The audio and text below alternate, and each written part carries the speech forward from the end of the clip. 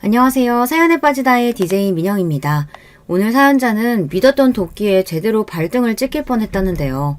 과연 어떤 사연인지 들어보겠습니다. 오늘도 두 가지 사연 준비되어 있는데요. 끝까지 들어주실 거죠? 그럼 바로 시작해 볼게요. 구독과 좋아요 잊지 말고 꾹 눌러주세요. 안녕하세요. 저는 40대 여자입니다. 저는 어릴 때부터 욕심이 없다는 말을 많이 듣고 컸습니다. 어릴 때는 그런 말을 들으면 그게 칭찬이라고 생각했는데 나이를 한 살 한 살 먹다 보니 그게 아니더군요. 제가 무남동녀 외동딸이에요. 그렇다 보니 부모님께서 부족한 거 없이 곱게 키워주셨습니다. 와, 너 이거 뭐야? 이 가방 백화점에서 파는 비싼 브랜드잖아. 너 이거 짜가 아니고 진짜야? 너 몰랐어? 경선이네 집 이런 거 되게 많아. 연예인들이 드라마에서 입고 나오는 옷도 막 굴러다닌다니까? 아버지께서 영화 제작이랑 엔터 관련 사업을 하셨는데 해외에 출장을 많이 나가셔서 외국에 다녀오실 때마다 가방이나 옷을 많이 사다 주셨어요. 거기다가 아버지 주변 분들이 집으로 선물도 많이 보내주셔서 제가 원하지 않아도 집에는 물건이 넘쳤습니다. 진짜? 나 경선이 너네 집 한 번만 놀러 가봐도 돼? 우리 엄마 아빠는 가방이니 옷이니 그런 거 다 쓸데없는 거라고 사주지도 않고 난 매일 언니한테 물려만 입는다니까. 그래, 나도 형제 없이 혼자라 친구들이 집에 놀러 온다고 하면 좋아. 오늘 우리 집에 같이 가자. 학교 다닐 때는 친구들이 우리 집에 가자고만 하면 너무 좋았어요. 부모님이 아무리 잘해주셔도 집에 혼자 있다 보면 외롭다고 느낌을 많이 받았거든요. 그렇다 보니 친구들이 우리 집에 오는 걸 좋아하는 게 좋았어요. 저는 거의 매일 친구들을 집에 데리고 왔습니다. 헐, 이 원피스 드라마에서 여자 주인공이 입고 나오는 거 봤어. 우와, 진짜 예쁘다. 나 이거 한 번만 입어봐도 돼? 마음에 들어? 그럼 너 가지고 가.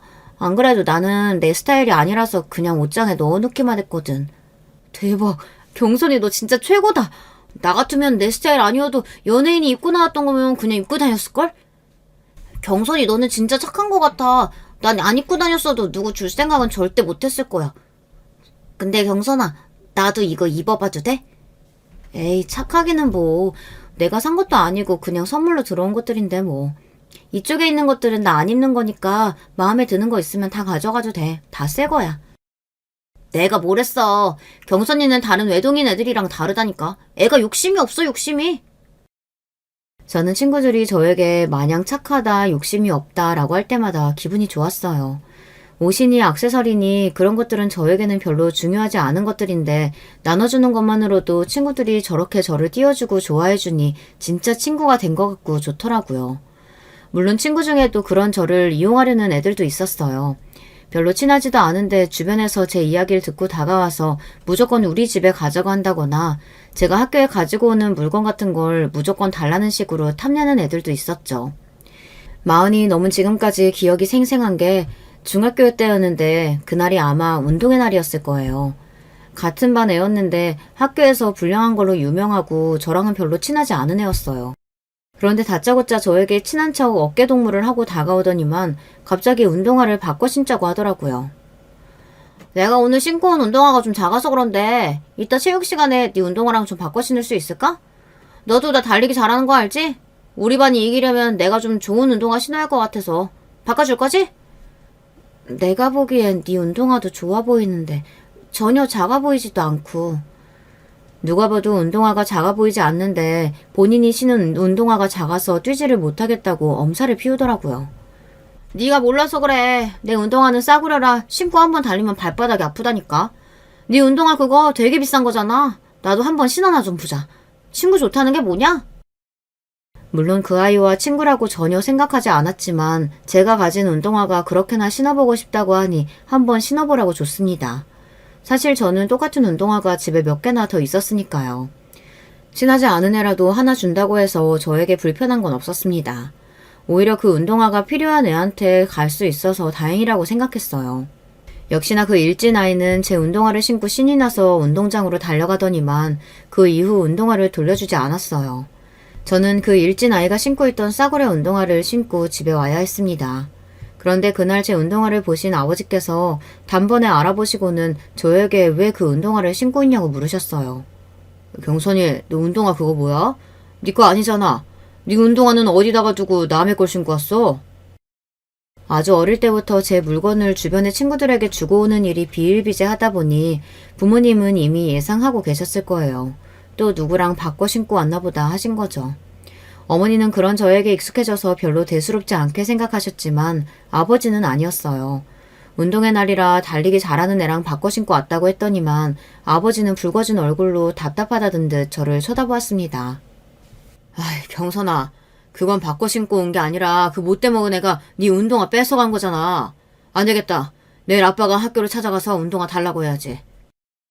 어릴 때야 친구들과 물건을 나눠 쓰고 양보하는 게 미덕처럼 보였을지 모르지만 제가 크면서도 자꾸만 제 물건을 남에게 퍼주고 있으니 아버지가 보시기에는 좋지 않았나 보더라고요. 내가 바꿔준 건데 다시 달라고 어떻게 해요. 저는 괜찮으니까 그냥 놔두세요. 아무리 욕심이 없어도 그렇지. 이렇게 사회에 나가서는 평생 손해만 보고 살게 돼 있어. 네 몫은 네가 알아서 챙겨야지. 언제까지 다 퍼주기만 할 거야? 아이고, 애가 타고나길 저렇게 타고난 걸 어떻게 해요. 어디 가서 남의 거 뺏어오는 것보다야 훨씬 나으니까 그냥 둬요. 그러다가 사회 나가서도 지 거 다 뺏기고 다닐까봐 그렇지. 당신도 알겠지만 세상이 어디 호락호락해? 아빠, 내일은 내가 알아서 잘하니까 걱정하지 마세요. 아빠가 그랬잖아요. 남한테 잘해줘서 나쁠 건 하나도 없다고. 그것도 적당히 하고 다녀야지. 에휴, 말해 뭐하냐. 이게 다 내 잘못이지. 내가 우리 경선이를 너무 풍족하게만 해줬어. 부족한 게 좀 있어야 욕심도 생기고 하는 건데. 아버지 말씀이 맞습니다. 저는 한 번도 제가 필요한 것에 대해 못 가져본 경험이 없어요. 지나가다가 가지고 싶은 게 있어서 저거 예쁘다, 너무 귀엽다 한마디만 하면 부모님께서 바로 사주셨거든요. 거기다가 컴퓨터나 삐삐, 핸드폰 등등 새로운 신문물이 생길 때마다 제가 알기도 전에 아버지가 미리 사서 선물로 주고는 하셨어요. 저야 우리 집엔 자식이 저 하나밖에 없으니 그런가 보다 단순하게 생각했었는데 살다 보니 꼭 그런 건 아니더라고요. 저희 부모님께서 저에게 넘치게 해주신 거였어요. 부모님은 당연히 저를 위해서 해주신 거지만 그런 점이 장점이기만 한 건 아니더라고요. 제가 욕심이 없는 것도 없는 건데 다른 문제점이 또 있었어요. 제가 간절히 원하기도 전에 항상 뭐든 제 손에 들려있다 보니 저는 간절함이라는 게 별로 없었어요. 그래서 그런지 뭐든 적당히 했습니다. 공부도 적당히, 일도 적당히, 크게 하고 싶은 것도 없고 원하는 삶도 명확하지 않았어요. 저는 적당히 공부해서 성적 맞춰서 대학에 가고 직장도 처음 붙은 회사에 들어갔습니다. 제 성격이 워낙 그런 건지 뭘 해도 특별히 목표 없이 흘러가는 대로 살았어요. 결혼도 그랬습니다. 결혼 정년기에 들어서서 만나던 남자친구와 자연스레 결혼했어요. 저는 제 결혼 생활도 지금까지 살아온 대로 무난할 줄 알았어요. 그런데 결혼은 다르더군요. 남편은 부모님과 달랐습니다. 특히나 남편은 무뚝뚝한 편이었어요. 아들만 셋인 집의 장남이라 책임감도 강하고 남자다운 편인데 말도 없이 표현할 줄도 몰라요. 연애할 땐 그런 점이 남자다워서 좋았는데 결혼해서 살다 보니 남편의 그런 점이 외로워질 때가 많더라고요. 매일 부모님과 관심과 사랑을 독차지하면서 살다가 결혼하고 아내가 되어서 남편에게 좋은 아내가 되려고 노력하다 보니 말로 표현하기 힘든 점들이 생기더라고요. 저는 내조를 잘하는 아내가 되고 싶었어요. 연애 시절 옆에서 남편을 보며 곁에서 잘 이끌어주는 사람만 있으면 남편은 성공할 수 있는 사람 같았거든요. 남편은 저와 달리 형제가 셋인 집에서 자라 희생정신도 강하고 책임감도 강해요. 남편은 명문대도 갈 수 있는 실력이었는데도 동생들을 위해 장학금을 받고 대학을 갔어요. 당시에 시대 경제 사정이 좋지 않아 연달아 있는 동생들 교육비만으로도 힘들어서 남편 등록금까지 내기는 쉽지 않은 형편이었다고 하더라고요. 남편이 대단한 게 대학 졸업과 동시에 취직해서 동생들 학비며 부모님 대출까지 갚았다고 하더라고요.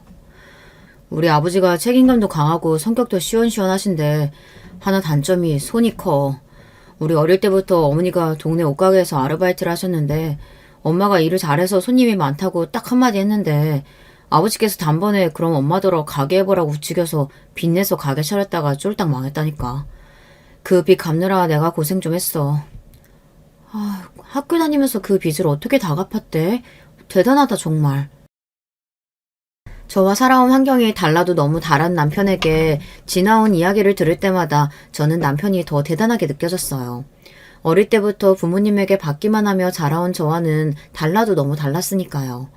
그런 이야기를 들을 때마다 남편이 안쓰러웠던 저는 아내로서 제가 남편에게 해줄 수 있는 일을 찾아 남편이 더 좋은 것을 누리고 실력을 인정받을 수 있도록 도와주고 싶었습니다. 그중 제일 처음으로 제가 남편에게 해준 일이 바로 서재를 만들어주는 거였어요. 남편은 한 번도 자기 방을 가져본 적이 없다고 하더라고요. 형제가 셋이다 보니 항상 남편이 막내 동생이랑 같이 방을 썼대요.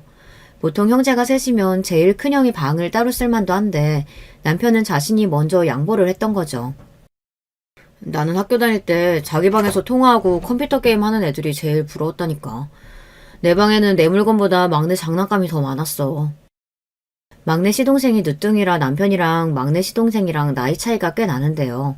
그러다 보니 남편이 막내 시동생이랑 방을 쓰면서 육아까지 병행했나 보더라고요. 그 이야기를 들은 저는 결혼할 때 다른 건 몰라도 신혼집에 방 하나는 온전히 남편 혼자 쓸 수 있도록 방을 만들어주고 싶었습니다. 그런데 결혼할 당시 시댁에서 신혼집을 구해줄 형편이 되지 않는다고 하더라고요. 요즘 집값이 얼만데 부모가 자식들 신혼집을 척척 사줘. 더군다나 우리 집은 아들만 셋이라 셋 다 장가만 보내려고 해도 내 허리가 휜다. 허리가 휘어. 내 나이가 몇 살인데 결혼할 때 부모님한테 손을 벌려요. 결혼 준비는 저랑 경선이가 알아서 할 테니까 걱정하지 마세요. 남편은 효자였어요. 그랬으니 그동안 그렇게 알아서 희생하고 양보하면서 살았겠지만 결혼할 때가 되니 저는 그런 남편이 이해가 되지 않았습니다. 저도 무조건 부모님이 남들만큼은 도와줘야지 라고 생각하는 사람은 아니었지만 아무리 그래도 부모라면 자식이 힘들 때 조금이라도 도움을 줄 수 있어야 한다고 생각해요. 시아버지처럼 나 몰라라 하는 게 아니고요. 더군다나 남편은 대학생부터 지금까지 줄곧 집안의 생활비를 보태며 살았는데 돈이 있어봐야 얼마나 있겠어요. 분명 모아둔 돈도 없을 텐데 시부모님 앞에서 당당하게 본인이 알아서 하겠다고 하는 남편을 보니 대충 시댁 분위기가 어떤지 알겠더라고요. 그렇다 보니 저도 남편에게 어떻게 할 생각이냐고 대놓고 묻기가 어려웠습니다. 그런데 역시나 제 예상대로 남편이 돈이 없기는 정말 없더라고요. 결혼 날짜를 잡은 지 얼마 되지 않아 신혼집을 구하겠다고 남편이 여기저기 집을 알아보러 다니는데 정말 말도 안 되게 허름한 집을 알아보고 있더라고요. 아무리 신혼이라도 둘이 살기에도 좁은 집에 월세를 구하고 있었어요. 처음엔 저도 남편이 그 정도로 돈이 없는 줄은 모르고 남편이 그냥 집을 보러 가자길래 아무 생각 없이 따라 나섰습니다. 그날은 시어머니도 함께였어요. 그런데 부동산 아줌마를 따라 들어간 집을 보고 저는 너무 놀랐습니다. 평생 살면서 그런 집은 처음 봤어요. 알고 봤더니 보증금 2천만 원에 월세 40만 원이더라고요. 저는 혹여나 남편이 기분 상해할까봐 별말 하지 않고 집을 나왔습니다. 그리고 먼저 밥부터 먹자고 말을 돌려서 시어머니를 모시고 식당에 갔습니다. 제가 이렇게 뭘 몰라요. 결혼까지 생각한 남자가 월급이 얼마고 모아둔 돈이 얼마인지도 몰랐던 거죠. 저는 남편이 생각보다 돈이 없어서 실망한 건 아니었어요. 경제적인 거야 제가 여유가 있으니 상관없었습니다. 단지 남편에게 어떻게 말을 하면 좋을까 고민이 좀 됐던 거죠. 그런데 제가 말을 하기 전에 시어머니께서 먼저 제게 이야기를 하시더군요. 세아가 너는 어쩜 결혼한다는 애가 집도 보고 하는데 말이 그렇게 없니? 그리고 너희 결혼 준비에 들어가는 비용 같은 건 어떻게 할지 상의한 거야? 집이야 당연히 남자 쪽에서 준비하는 거지 상의할 게 뭐가 있어요. 제가 모아놓은 돈으로 해야죠.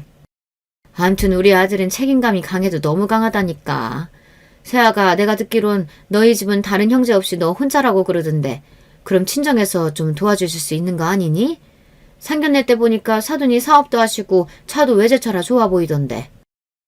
시어머니께서 대놓고 친정이 여유있는 것 같다고 돈 이야기를 하시니 저로서는 당황스럽긴 했지만 그래도 결혼하는 데 있어서 중요한 일이니 오히려 잘 되다 싶었습니다. 시어머니께서 먼저 말을 꺼내주셨으니 저도 제 의견을 이야기했어요. 안 그래도 말씀드리려고 했는데 신혼집 정도는 제가 말씀드리면 친정에서 준비해 주실 수 있을 것 같아요. 어차피 가족이 될 사이인데 남자고 여자고 그런 게 뭐가 중요해요. 각자 할 수 있는 만큼 모아서 차근차근 준비하면 되는 거죠. 어머 그래 역시 내가 상견례 날 사돈들 보고 확실히 부티가 난다 했어. 세아가 네가 그렇게 해주면 우리야 너무 고맙지. 신혼집은 제가 알아서 하겠다고 하자 시어머니께서 너무 좋아하셨어요. 남편은 연신 그래도 되겠냐며 미안해했지만 저는 괜찮다고 했어요. 물론 제가 생각해도 제가 철이 없기는 했습니다. 친정 부모님께서 어떻게 생각하실지도 모르는데 제 마음대로 결정했으니까요. 저는 당연히 결혼해서 제가 살 집이니 친정에서 당연히 해주겠다고 하실 줄 알았어요. 그런데 아버지 반응이 제가 예상한 것보다 좀 다르기는 하더라고요. 상견례 때 공무원이었다고 그렇게 잘난 척하길래 결혼 준비 정도야 알아서 척척 할 줄 알았더만. 뭐? 신혼집도 너희들 알아서 하라고? 하참, 세상에 무슨 그런 부모가 다 있다니? 사실 상견례 자리에서 시아버지께서 본인이 평생 공무원으로 사셨다고 잘난 척을 하기는 했어요. 평생 나란 일을 하면서 청렴 결백하게 사셨다고요. 거기다가 남편 자랑을 하시면서 남편이 다니는 회사가 중소기업이긴 해도 우리나라에서 알아주는 회사라며 연신 자랑을 늘어놓으셨어요. 자고로 사업이라고 하면 우리 아들 다니는 회사 정도는 돼야 사업이라고 할 수 있죠. 벌써 생긴 지 50년이 넘은 회사인데 얼마나 믿음이 가요. 거기다가 대표님이 우리 아들을 얼마나 예뻐하는지 명절이면 꼬박꼬박 선물을 보내신다니까요. 물론 아들 자랑하실 수 있죠. 하지만 시아버지는 그 정도를 넘어서 친정아버지를 무시하는 발언까지 하셨습니다. 영화나 찍고 연예인들 뒤치다거리나 하는 회사가 요즘이나 알아주지 옛날에는 사업이라고 인정도 안 했다고요. 거기다가 저희 친아버지처럼 예술이라고 해오신 분들은 당신의 자부심에 대해 절대 모르실 거라고까지 하셨습니다. 그날이야 상견례 자리이니 애써 참고 웃으며 좋게 넘어갔지만 그때 일로 아버지께서 시아버지를 썩 좋게 생각하시진 않았어요. 그런데 결혼 준비하면서 이런 일까지 생기니 더 마음에 안 드시나 보더라고요. 둘이 좋아서 하는 결혼인데 집을 누가 하든 뭐가 그렇게 중요해요. 나 취직했을 때 아빠가 독립하고 싶으면 아파트 사줄 테니까 독립하라고 하셨었잖아요. 그때 그 아파트 지금 사준다고 생각하고 아빠가 좀 도와주세요. 제 애교에 안 넘어가실 아버지가 아니다 보니 아버지는 속상해 하시면서 못 이기는 척 제 말대로 해주셨습니다. 지금 생각하면 철이 없는 행동이었지만 그때는 오로지 제 머릿속에 남편과 좋은 집에서 행복하게 살 꿈에 부풀어 무작정 아버지에게 집을 사달라고 졸랐어요. 아버지도 제가 먼저 뭔가 해달라고 이야기한 게 처음이다 보니 못 이기는 척 제 말을 들어주셨습니다. 아버지는 제 명의로 서울에 아파트를 떡하니 사주셨어요. 남편은 처음에 부담스러워하는 것 같더니만 제가 남편을 위해 서재방을 만들어 보여주니 너무 감동해서 눈물까지 글썽이더라고요. 어떻게 이런 생각을 했어? 내 인생에 이런 큰 선물은 태어나서 처음 받아봐. 고마워 자기야. 내가 평생 잘할게. 남편이 좋아하는 모습을 보니 저까지도 너무 뿌듯했습니다. 남편을 위한 서재 선물은 빙산의 일각이었습니다. 저는 결혼해서 사는 동안 남편을 위해서라면 뭐든 주저하지 않고 나서서 했습니다. 남편 직장 동료들이나 상사분들을 위해 도시락을 싸기도 하고 집에 초대해서 식사도 여러 번 대접했어요. 남편네 회사가 시아버지 말씀대로 중소기업이긴 해도 꽤 오랫동안 뼈대가 굵은 회사예요. 특히나 이모님들이나 대표님들은 몇십 년 동안 함께 일한 분이시다 보니 연세도 많고 옛날 분들입니다. 그러다 보니 분위기가 가족 같은 분위기예요. 저는 한 번씩 아빠 찬스를 이용해 영화 티켓이나 콘서트 티켓이 생기면 남편 상사들에게 선물로 드리고는 했습니다. 그러다 보니 남편은 회사에서 상사분들의 애정을 독차지했어요. 이번에도 자기 덕분에 부장님이랑 이사님이 얼마나 좋아하셨는지 몰라. 덕분에 사모님들께 점수 좀 땄다고 다음번에 맛있는 거 사주신다고 하더라고. 좋아하셨으니 다행이다. 오빠 예쁘게 보셨으면 이번에 꼭 승진시켜 주셨으면 좋겠다. 남편이 기뻐하는 모습을 보고 싶어서 잘하는 것도 있지만 가장 중요한 건 남편 승진이었어요. 매일 야근에 주말 출근까지 불사하는 남편이 회사에서 인정받았으면 하는 마음에 내조를 열심히 했습니다. 주변 친구들 말로는 남편 챙기는 것도 귀찮아 죽겠는데 뭐하러 남편 직장 사람들까지 챙기냐고 했지만 저는 전혀 그렇지 않았습니다. 남편의 평화로운 사회생활을 위해서라면 그 정도는 힘들지 않았어요. 그런데 세상살이가 다 제 마음 같지 않더군요. 남편 말이 이번엔 무조건 본인 승진은 따놓은 거라고 했는데 남편 말과 달리 승진해서 미끄러졌습니다. 그 이유가 충격적이었어요. 회사 대표 딸이 외국에 있다가 한국에 들어왔는데 글쎄 회사에 낙하산으로 입사했다더라고요. 그것도 남편 상사로요. 남편이 승진했으면 됐을 자리에 그 여자가 들어온 거죠. 남편은 애써 제 앞에서 티를 내진 않았지만 아내로서 그 마음을 모를 리 없었습니다. 오히려 아무 말도 하지 않는 남편이 더 안쓰러웠어요. 그래도 남편이 참 대단한 게 그런 상황에서도 싫은 소리 한마디 안 하고 열심히 직장 생활을 했습니다. 대표 딸이라는 여자, 자기보다 나이도 어리고 회사 일도 잘 모를 텐데 힘들지 않아?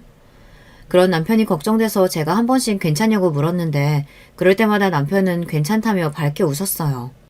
힘들 게 뭐가 있어. 대표님 입장에서도 당연히 자기 회사인데 자기 자식이 중요한 자리에 있는 게 마음 편하시겠지. 그리고 내가 처자식 있는데 그런 거 따지면서 일할 군번이야? 뭐든 열심히 해야지. 평생 가족들 챙기느라 희생만 하면서 사는 남편이 안타까워서 저만은 남편에게 부담되지 않으려 했는데 아이가 생기고 나니 그것도 쉽지가 않더라고요.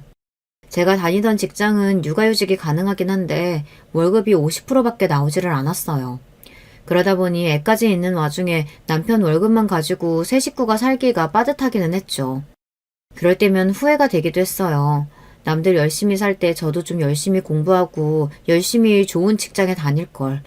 연봉이 높은 회사에 다녔으면 이렇게 남편을 혼자 힘들게 하진 않았을 텐데 이런 생각이 들더라고요. 제가 이런 고민을 하면 친구들은 무슨 그런 소리를 하냐며 결혼하면서 아파트까지 사들고 왔는데 그 정도면 제 할 도리 다 한 거라고 하더라고요. 그런 이야기를 들으면 그런 것 같기도 하다가 매일 힘들게 출퇴근하는 남편을 보면 마음이 그렇지 않았습니다.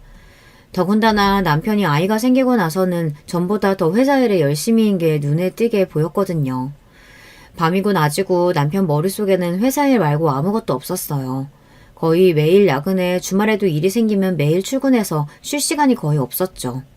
그럴 때면 남편이 걱정돼서 새로운 실장이 힘들게 하는 거 아니냐고 물었습니다.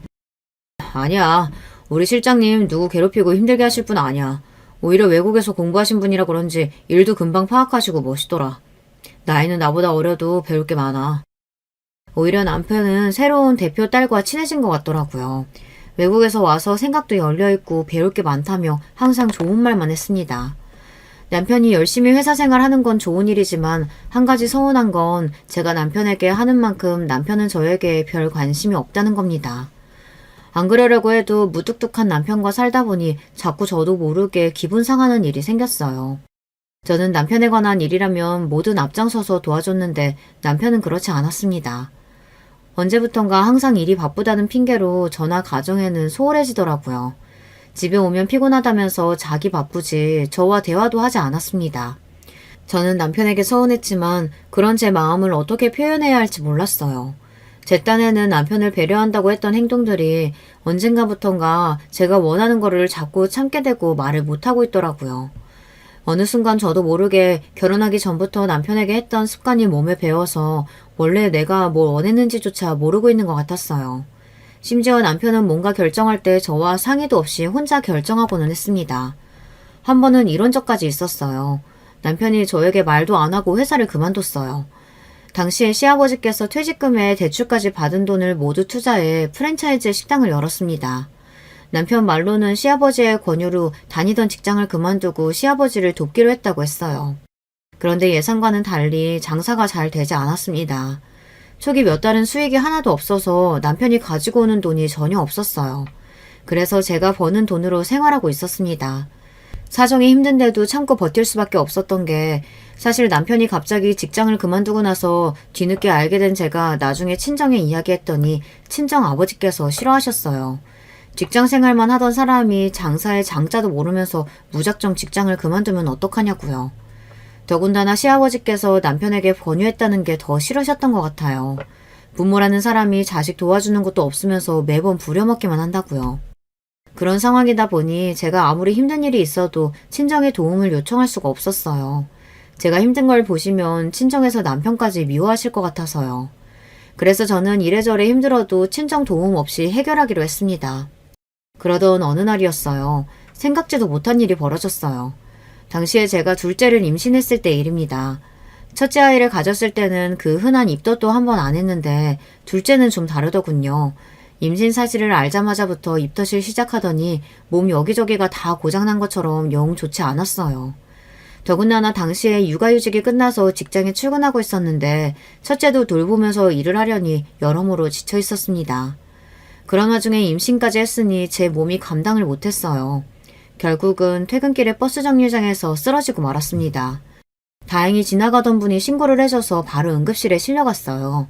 천만다행으로 아이는 무사했습니다. 하지만 의사 말이 유산기가 있으니 당분간 안정을 취해야 한다고 하더라고요. 가게에 있다가 연락을 받고 온 남편과 시아버지가 함께 응급실로 왔더라고요. 괜찮아? 아휴, 큰일 날 뻔했네. 육아휴직 끝난 지 얼마 안 돼서 휴가도 못 내는데 병원에서 유산기도 있다고 하고 쉬어야 한다고 하니까 당신 그냥 일 그만두는 게 어때? 일도 일이지만 몸부터 생각해야지. 남편이 놀라기는 했는지 아무래도 안 되겠다며 저에게 일을 그만두라고 했어요. 남편 말에 저도 고민됐습니다. 돈을 생각하면 제가 무조건 일해야 하는 상황인데 쓰러지기까지 했으니 뱃속 아이도 걱정되고 큰애까지 친정엄마에게 맡긴 상황이라 이래저래 저도 죄송해서 고민을 안 할 수가 없었어요. 하지만 현실적으로 지금 당장 그만둘 수는 없었습니다. 제가 일을 그만두면 남편 혼자 버는 걸로 집안이 돌아가질 않았어요.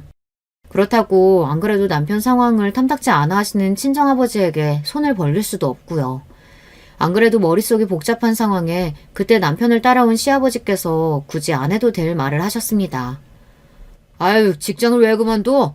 안 그래도 가게 장사 안 돼서 월급도 못 주게 생겼는데 애미까지 회사 그만두면 너희는 뭐 먹고 살라고? 이제 애가 줄인데 벌어도 더 벌어야지. 시아버지는 현실적으로 생각해서 하신 이야기겠지만 굳이 제가 응급실까지 실려온 상황에 그런 이야기를 하셔야 하나 싶었습니다. 그런데 더 큰 문제가 있었어요. 때마침 연락을 받고 오신 친정부모님께서 놀라서 응급실에 달려오셨다가 시아버지께서 하신 이야기를 듣고야 말았습니다. 아니 사돈, 며느리가 쓰러져서 병원에 실려왔는데 지금 그런 소리를 꼭 하셔야겠습니까?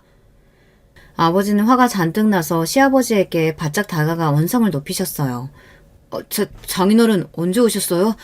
경선이 쓰러졌다는 이야기에 많이 놀라셨죠? 저희 아버지가 뭘 몰라서 하신 말씀이니 너그럽게 이해해주세요. 당황한 남편이 나서서 수습해보았지만 이미 늦었습니다.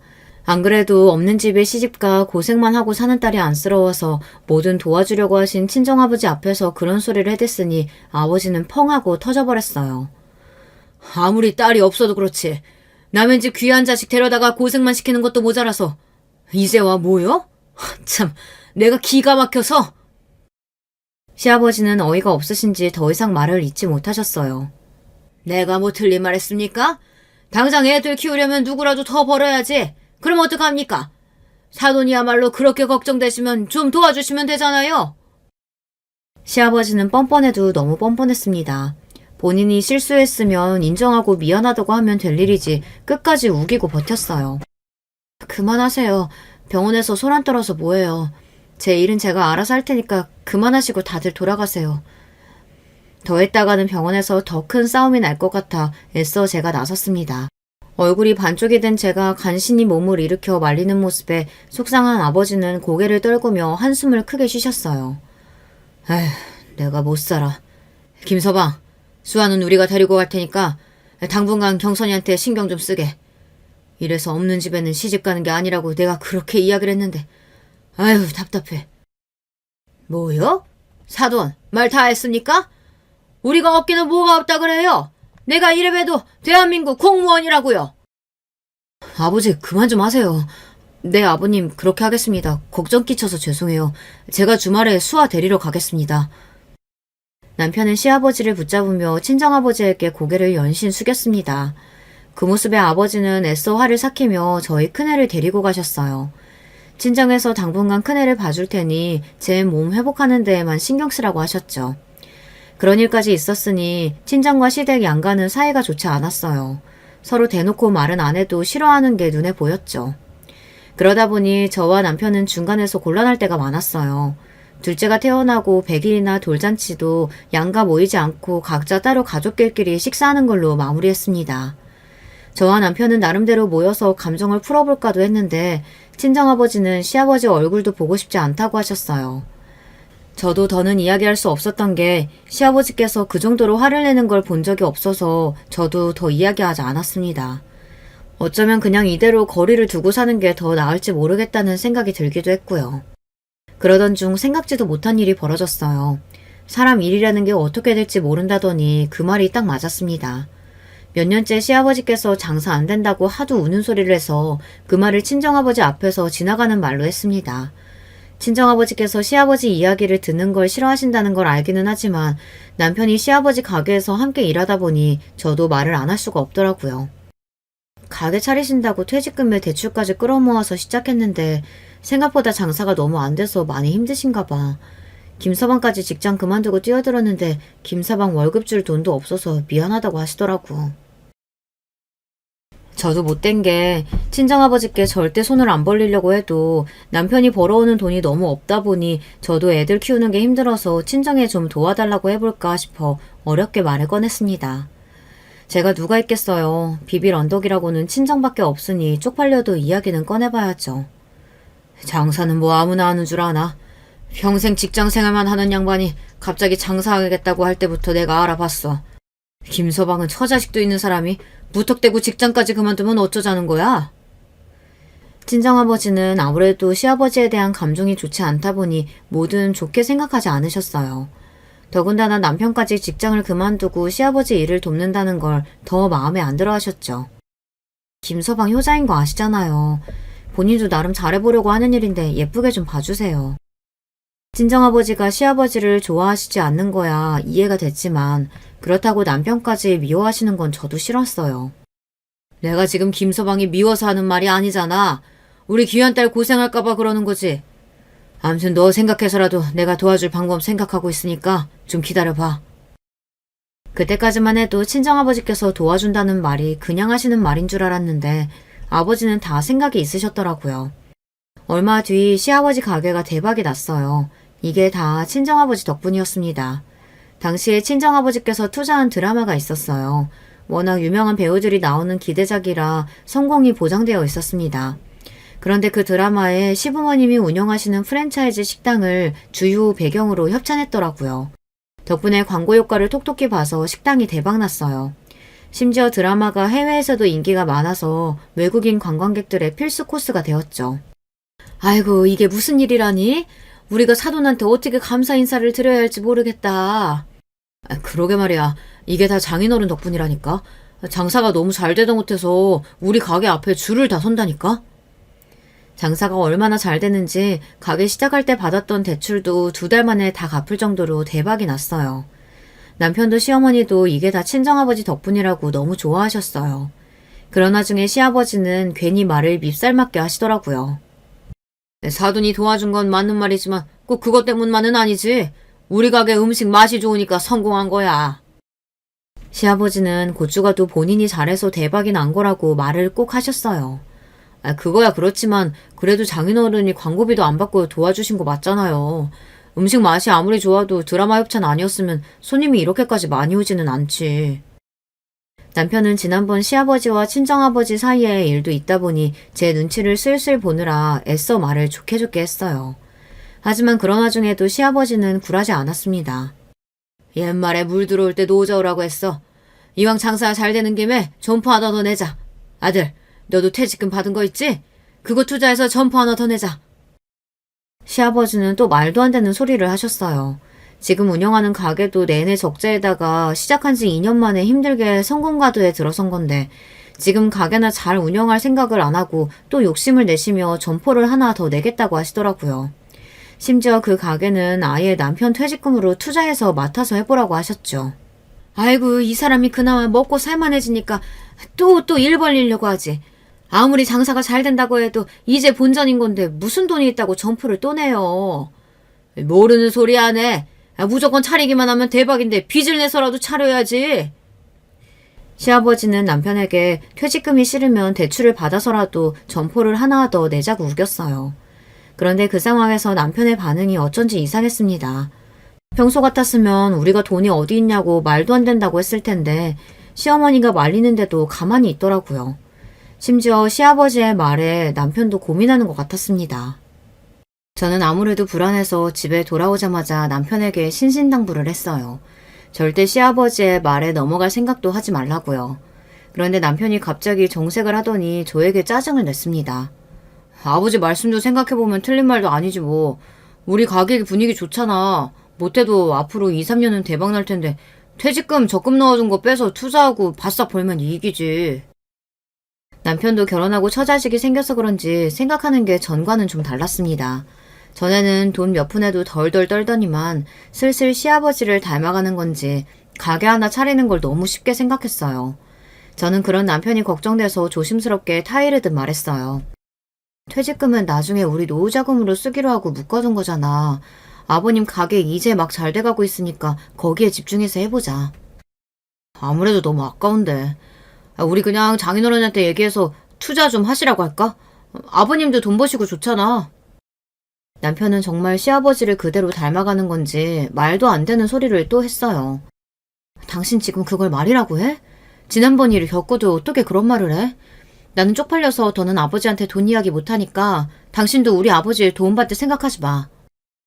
저는 남편이 자존심 상할 말은 하고 싶지 않았지만 상황이 상황인지라 저도 참을 수가 없었어요. 그리고 남편이 점점 변해가는 것도 싫었습니다. 시댁 상황이 제 마음대로 되지 않는 건 어쩔 수 없는 일이라고 생각했지만 남편까지 그러는 건 참을 수가 없었어요. 제가 남편과 결혼한 이유가 남편이 욕심도 없고 누구보다 책임감이 강하고 성실한 사람인 것 같아 결혼한 건데 자꾸만 친정에 의지하려고 하는 모습이 불편하고 실망스러웠습니다. 그런데 제 말에 남편도 기분이 상했는지 표정이 싹 변하더군요. 그러더니 하는 말이 저도 기가 막혔습니다. 당신이야말로 말 다 했어? 그러니까 당신 말은 지금 나랑 우리 집안이 쪽팔린다는 거잖아. 내가 언제 당신이랑 시댁이 쪽팔린다 그랬어. 아빠한테 자꾸 도와달라고 하기가 쪽팔린다고 한 거지. 저는 누구보다 남편과 돈 문제로 싸우고 싶지 않았어요. 처음 결혼할 때부터 우리 집 분위기와 시댁 분위기가 다르다는 걸 알고 한 결혼이기에 경제적인 부분으로 서로에게 상처 주고 받는 일은 만들고 싶지 않았어요. 하지만 부부에게 경제적인 부분만큼 예민한 부분이 없더라고요. 결국은 다 내 잘못이지. 됐어. 다시는 당신 앞에서 돈 이야기 안 꺼낼 거니까 걱정하지 마. 남편은 제대로 대화를 나누지도 않고 집을 나가버렸습니다. 저는 너무 속상해서 그날 밤 한숨도 자지 못하고 내내 눈물을 쏟았습니다. 그런데 얼마 뒤 더 황당한 일이 있었어요.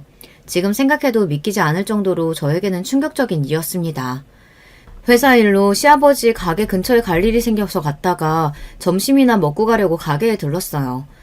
그런데 가게 밖으로 젊은 여자가 한 명 나오는데 시아버지랑 남편이 가게 밖까지 나와서 마중을 하더라고요. 아버님 오늘 너무 반가웠어요. 음식도 너무 맛있어서 그러는데 저 자주 놀러 와도 되죠? 아이고 너무 좋죠. 오고 싶을 때 아무 데나 와요. 여보 연락도 없이 가게에 웬일이야? 가게 문 앞에 있던 저를 뒤늦게 발견한 남편이 저를 보고 화들짝 놀라더라고요.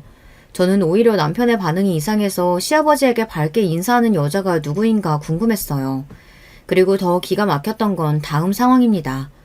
시아버지에게 밝게 인사하던 여자가 저를 향해서도 밝게 인사를 했어요. 어머, 김 과장님 아내분이시구나. 제가 너무 궁금했었는데 이렇게 만나네요. 반가워요. 그럼 저는 이만 가보겠습니다. 알고 보니 그 젊은 여자는 남편이 직장 다닐 때 직장 상사라던 바로 그 여자였어요. 대표 딸이라는 바로 그 여자요. 저는 이 여자가 왜 여기까지 왔을까 싶어 더 이야기를 나누려고 하는데 남편이 헐레벌떡 여자를 보냈어요. 여자의 촉이라는 게 있잖아요. 남편의 태도도 태도였지만 저를 향해 밝게 웃어 보이던 여자의 인상이 어딘가 기분 나빴어요. 저에게 친한 척 웃으며 인사를 하긴 했지만 묘하게 저를 경계하는 게 느껴지더라고요. 그때였어요. 남편이 여자를 차까지 마중하는 모습을 바라보고 있던 시아버지가 혼잣말로 중얼거리시는 게 기가 막혔습니다. 아유, 차 좋은가 봐. 저렇게 젊고 예쁜 여자를 놔두고 내 아들 아까워서 어떡한데. 순간 저는 제 두 귀를 의심했습니다. 시아버지께서 도대체 무슨 의미로 하신 이야기인지 예상조차 되지 않았어요. 저는 찝찝한 마음에 곧바로 몸을 돌려 시아버지에게 무슨 소리를 하시는 거냐고 물었습니다. 그러자 대뜸 하시는 말이 제 심장을 쿵 내려앉게 했어요. 무슨 소리야?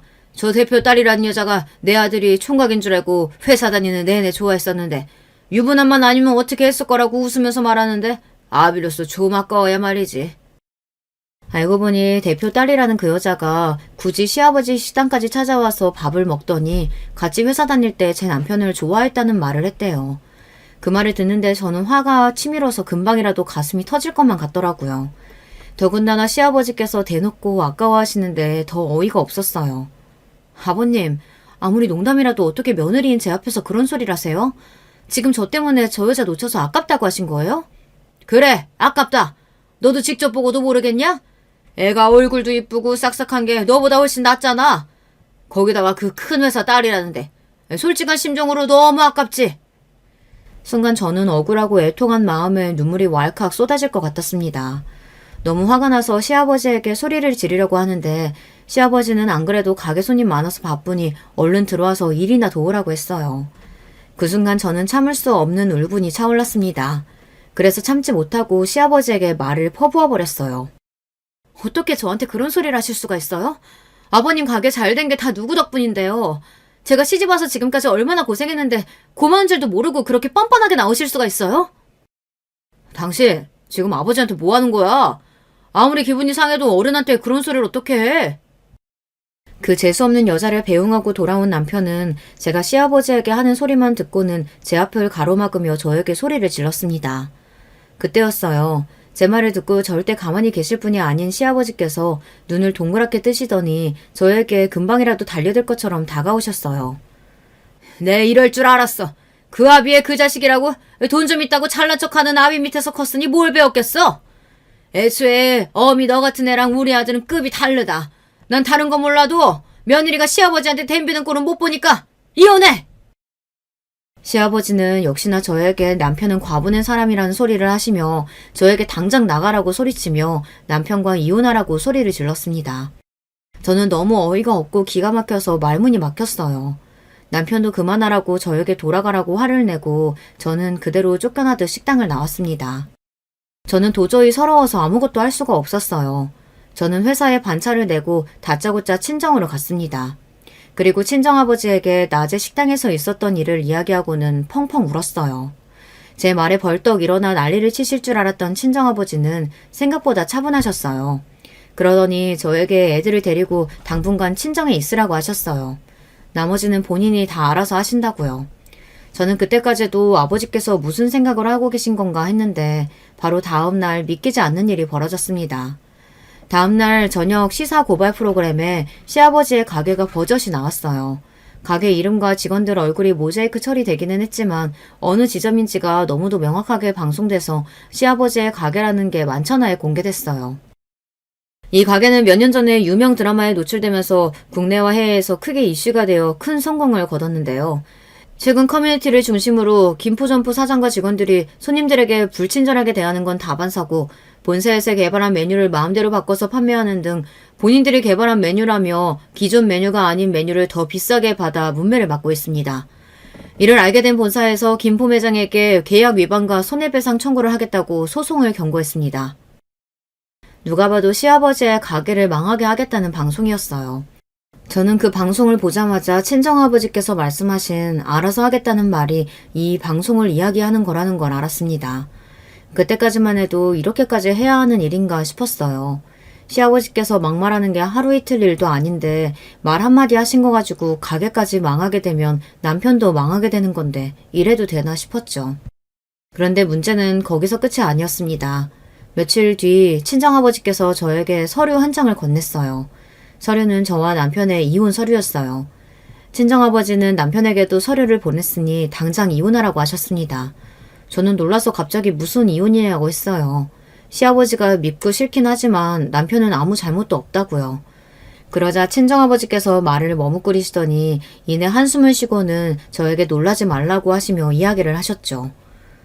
아무래도 이상해서 내가 좀 알아봤는데 김서방, 아니 그 자식 너무르게 내내 바람 피우고 있었더라. 그 회사 대표 딸인지 뭔지랑 내내 그렇고 그런 더러운 사이였대. 회사 다른 직원들한테 걸려서 회사도 잘린 거래. 그런데도 그년이랑 못 헤어지고 지금까지 만나고 있더라. 아버지의 말씀에 저는 놀라서 충격에 휩싸였습니다. 친정아버지께서 사람을 시켜 남편의 뒷조사를 했는데 알고 보니 회사를 그만둔 게 아니라 잘린 거라네요. 대표 딸이 실장으로 오고 난 지 얼마 되지 않아서부터 둘이 바람을 피우다가 회사 임원에게 들켜서 회사를 잘린 거더라고요. 내가 다 알아서 조치했으니까 너는 네 마음이나 잘 추스르면서 애들 잘 키울 생각이나 해. 앞으로는 이 아버지가 다 알아서 할 테니까. 그 일이 있은 지 벌써 반년이 넘었는데도 저는 아직도 마음의 상처가 아물지 않았어요. 시댁이고 뭐고 남편이 절 철저하게 몇 년 동안 속였다는 것만으로도 너무 아프고 힘듭니다. 다행히 저에게 친정이라는 울타리가 있어서 아버지의 도움을 받으며 아이들과 잘 지내려고 노력하고 있어요. 방송 이후 시아버지의 가게는 쫄딱 망했습니다. 거기다가 시아버지는 욕심을 버리지 못하고 다른 점포까지 내려고 준비하다가 어그러져서 빚더미에 앉게 생겼나 보더라고요. 남편과의 이혼 소송은 아직 진행 중입니다. 이미 아버지께서 증거란 증거는 다 모아둔 상태라 제가 이기는 건 시간 문제예요. 문제는 남편이 매일 저에게 연락을 한다는 겁니다. 당신한테 내가 죽을 죄 지은 거 알아. 근데 제발 애들은 좀 보게 해줘. 일주일에 한 번, 아니 한 달에 한 번이라도. 저는 절대 남편에게 애들은 보여주지 않을 생각이라 소송 중이에요. 그런데 남편은 다른 건 몰라도 애들만은 제발 보게 해달라고 애원하고 있습니다. 여러분의 생각은 어떠세요? 저는 아직도 마음의 상처가 아물지 않아서인지 남편 말대로 해주고 싶지가 않아요. 하지만 애들을 생각하면 제가 밉다고 해서 천륜을 끊게 하는 게 맞는 건가 싶습니다. 여러분의 의견은 어떠신지 댓글로 남겨주시면 참고하겠습니다. 끝까지 저의 이야기 들어주셔서 감사해요. 저는 아직 힘든 시간을 보내고 있지만 여러분께서는 언제나 즐거운 일만 가득하시길 바랄게요. 안녕하세요. 저는 현재 지방에서 남편과 두 아들을 키우며 사는 50대 후반 여자입니다. 시골이라 유유자적하게 집에서 남편과 조그만 텃밭을 키우고 있어요. 마당에 있는 조그만 텃밭인데 상추랑 방울토마토 그리고 깻잎 같은 키우기 쉬운 작물을 키우고 있습니다. 이런 조그만 농사도 손이 꽤 가더라고요. 이걸 보면 돌아가신 시어머니 생각이 그렇게 납니다. 우리 어머니는 평생을 농사짓다 가셨거든요. 오늘 제보할 사연은 바로 우리 시댁에 관한 내용이랍니다. 물론 시부모님 얘기만 있는 것은 아니에요. 제보하려고 쭉 제 인생을 돌아보니 진짜 파란만장했더라고요. 그럼 제 사연 바로 시작하겠습니다. 저는 지방에 있는 조그만 시골 마을에서 태어났어요. 워낙 작은 동네라 건너 다 아는 사이였죠. 저 때는 대부분 외동이 아니라 자식을 적어도 셋은 낳던 때였는데 우리 집은 특이하게 저 하나 외동이었습니다. 남아선호 사상이 심할 때였는데 우리 부모님은 저를 없는 형편인데도 공주처럼 키우셨어요. 우리 공주 아빠가 시장에서 도넛을 사왔어. 이거 먹고 공부해. 이따가 아빠랑 엄마 새벽 시장 가야 하니까 일어나서 혼자 준비하고 학교 다녀와. 혼자 할 수 있지? 아빠, 나 이제 고등학생이야. 당연히 혼자 일어나서 준비할 수 있지. 그걸 말이라고 해? 엄마랑 아빠는 내 걱정은 전혀 하지 말고 조심히 잘 다녀와. 비록 부자는 아니었어도 우리 집은 화목한 집이었어요. 엄마와 아빠는 과일 도매업을 하셨는데 그래서 새벽에 나가는 일이 많았습니다. 외동딸이라 사랑을 무척 많이 받았어요. 그러다 제가 고등학교 3학년일 때 제 인생의 첫 번째 불행이 찾아왔습니다. 그날도 엄마랑 아빠는 새벽 시장에 둘이 나가셨어요. 그런데 자고 있던 저를 옆집 순애 아줌마가 깨우셨습니다. 주미야, 일어나. 어떡하니? 이걸 어째? 주미야, 일어나. 너희 부모님 교통사고 당했어. 어떡하니? 아이고. 바로 옆집에 살던 순애 아줌마는 저를 참 예뻐하셨어요. 저는 순애 아줌마의 첫째 아들인 성철이 오빠를 짝사랑했는데 그걸 알고 몰래 저를 집으로 불러주기까지 하셨답니다. 우리 부모님과 옆집 순애 아줌마와 호철이 아저씨랑 넷이서 아주 친하셨거든요. 마당에서 서로 고기도 구워 먹고 서로 미래의 사돈이 되자고 할 정도였죠. 아무튼 그렇게 순애 아줌마가 저를 급하게 깨워서 정신없이 호철이 아저씨의 차를 타고 병원으로 갔어요. 아빠! 엄마! 어떡해. 이렇게 가면 나는 어떻게 살아? 엄마, 안 돼! 아빠! 나 두고 가지 마! 안 돼! 아이고, 이걸 어째. 우리가 주미 책임질 테니까 이제 편안히 눈 감아. 우리가 책임질게. 주미야, 보내주자. 엄마랑 아빠 너무 고통스러워하셔. 너 오니까 그래도 안심이 됐나 봐. 보내주자. 엄마와 아빠는 제가 올 때까지 고통스러워하셨어요. 그러다 저를 확인하고 마치 약속을 원하는 듯 순애 아줌마와 호철이 아저씨를 쳐다보셨죠. 그 마음이 통했는지 순애 아줌마는 나서서 저를 책임진다고 하셨고 그 소리를 듣고 두 분은 눈을 감으셨습니다. 그 뒤로는 정신이 하나도 없었어요. 한순간에 고아가 된 저를 순애 아줌마가 아주 열심히 챙겨주셨습니다. 친척도 아니고 같은 동네에 사는 아이를 이렇게 챙겨주다니 지금 생각해도 너무 감사한 분이셨습니다. 주미야, 학교 끝나고 아줌마네 집으로 와. 알겠지? 저녁에 갈비찜 먹을 거니까 꼭 와서 먹어. 그리고 너 학생회비 이걸로 내. 못 먹고 다니고 그러면 안 돼. 알지? 지금 생각해도 너무 천사 같았던 순애 아줌마는 저를 딸처럼 예뻐하셨어요. 마치 순애 아줌마의 자식들은 무려 4형제였답니다. 4명이 다 남자라 순애 아줌마는 딸 하나 입양했다 생각하고 저를 키워주셨죠. 그렇다고 순애 아줌마의 형편이 좋은 것도 아니었어요. 다 같이 가난했던 시절이라 없는 형편인데 저를 먹여주신 거였습니다. 그렇게 하도 옆집에서 살다 보니 저는 제가 짝사랑했던 성철 오빠와 사랑에 빠지게 되었어요. 그리고 고등학교를 졸업하고 저는 오빠와 연애하다 결혼까지 하게 되었답니다. 아이고, 그렇게 열심히 챙기더니 결국 며느리가 됐네. 축하해. 주미, 너도 시부모님께 잘해야 한다. 이런 사람들 또 없어. 아유, 그나저나 진짜 하늘에 있는 주미 부모님이 좋아하시겠어. 아이고, 우리가 더 좋아하고 주미가 복덩이지. 우리 주미 없었으면 나 평생 딸 못 키워보고 죽을 뻔했잖아. 내 평생의 소원이 딸이었는데 얼마나 다행이야. 순애 아줌마, 즉 우리 시어머니는 저를 굉장히 예뻐하셨어요. 우리 시대에는 시집살이를 안 당한 사람을 찾는 게 힘들잖아요. 그런데 저는 시집살이가 아니라 오히려 예쁨을 많이 받았습니다. 저는 원래 살던 집을 처분하고 바로 옆집인 시댁으로 들어가서 살게 되었어요. 원래 우리 집은 부모님이 자꾸 떠올라서 힘들기도 했고 무엇보다 4형제라 북적거리는 시댁의 분위기가 너무 좋았거든요. 남편이 장남이고 밑으로 시동생이 3명이 있었는데 무려 막내 도련님은 그때 겨우 3살이었습니다. 우리 막내 도련님, 간식 먹게 이리 오세요. 형수님이 사과 깎아왔어요. 아이고 귀여워라. 잘 먹는 거 보니까 예뻐 죽겠어. 예, 주미야. 무슨 도련님이야. 그냥 이름 불러. 물론 너희는 그렇다고 형수님한테 누나라고 하면 안 돼. 그래, 어차피 어릴 때부터 다 알던 사이인데 이제야 도련님이라고 하는 것도 웃기다. 우리 주미가 결혼해서 집에 오니까 분위기도 확 살고 너무 좋아. 집안 분위기가 사내 놈들만 득실거리다가 이제 봄이 온 것 같아. 주미가 혼자 집안일 다 하느라 미안해 죽겠어요. 안 그래도 미안한데 애들 학교 숙제도 봐주고 밥도 먹이고 시집 와서 고생만 하는 것 같아요. 뭐? 아니야. 여보, 나는 괜찮아. 어머님하고 아버님이 나 얼마나 예뻐하시는데. 사실 나 어제 여보 몰래 어머님이 바나나도 주셨어. 아, 이거 어머님이 비밀이랬는데. 어머, 주미야, 그거 내가 비밀이랬잖아. 얘는 그걸 말하면 어떡해. 아이고, 내가 어렵게 구한 바나나였는데 우리 주미 혼자 힘들게 고생하는 거 알고 너무 고맙고 미안해서 몰래 줬어.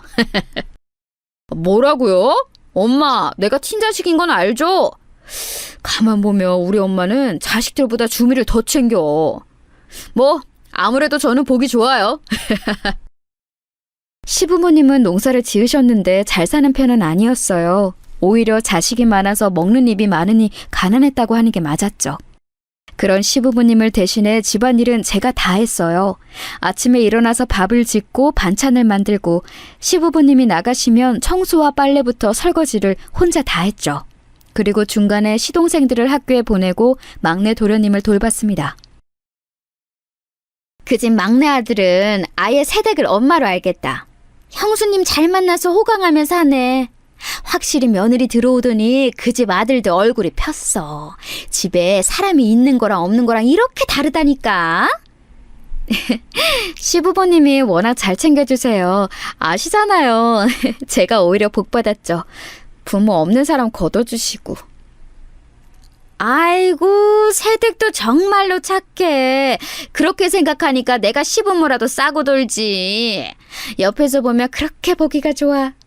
우리 며느리도 새댁 같은 며느리가 왔으면 좋겠어. 서로 잘하려고 노력하니까 우리 가족은 동네에서도 유명했어요. 그렇게 우리 가족은 없는 형편에 사랑 하나로 서로 의지하며 살았습니다. 미성년자 때 부모님을 한 번에 잃고 외로움과 상실감에 사로잡혔던 저를 구해준 것은 바로 시댁이었어요. 이렇게 저는 평생 행복하게 살 줄 알았답니다. 그런데 그런 제 생각은 몇 년 뒤 산산조각이 나게 되었어요. 어머님! 아이고 숨참. 혹시 지성이 못 보셨어요? 얘가 어디 갔지? 잠시 빨래하고 왔더니 사라졌어요. 미치겠다. 시장에 갔으려나? 주미야, 지성이 여기 있어. 아까 내가 밭일하러 가는데 그걸 따라왔더라고. 한참 찾았지?